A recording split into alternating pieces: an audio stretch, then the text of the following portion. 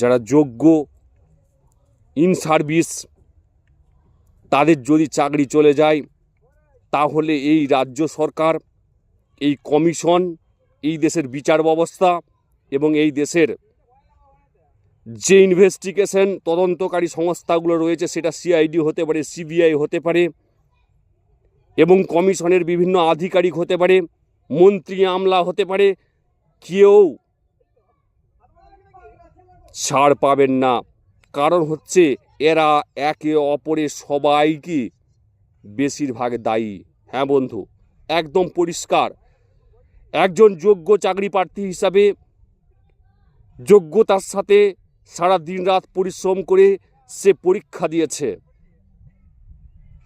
সে interview দিয়েছে, সেই স্কুলে 7 বছর চাকরি করছে, তার বাড়িতে 8 জন 10 জন ফ্যামিলি মেম্বার রয়েছে, তার উপর নির্ভর করে রয়েছে।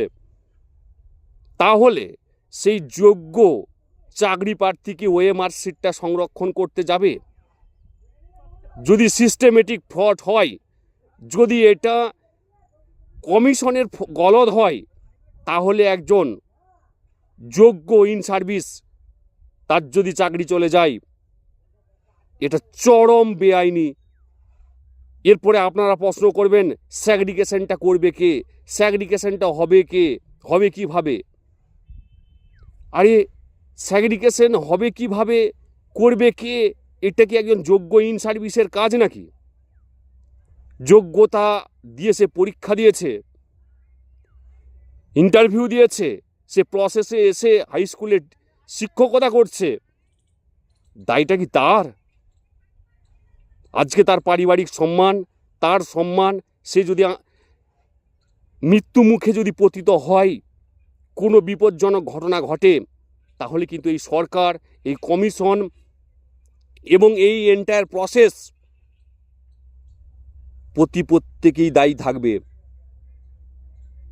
বিচার ব্যবস্থায় যখন কোনো একটা কারণে যখন কাউকে দোষী সাব্যস্ত করা হয়, উপযুক্ত প্রমাণ ছাড়া দোষী সাব্যস্ত করা যায় না। তাতে করে আপনারা দেখতে পাচ্ছেন যে সিবিআই, ইডি ইনভেস্টিগেশন করার পরও যারা চাকরি দুর্নীতিতে জেলে গিয়েছিলেন, বিভিন্ন অপরাধী কেসে যারা জেলে গিয়েছিলেন, তারা সবাই সুপ্রিম কোর্ট থেকে, হাইকোর্ট থেকে ছাড়া পাচ্ছেন। তাহলে এই যারা ইন সার্ভিস, যারা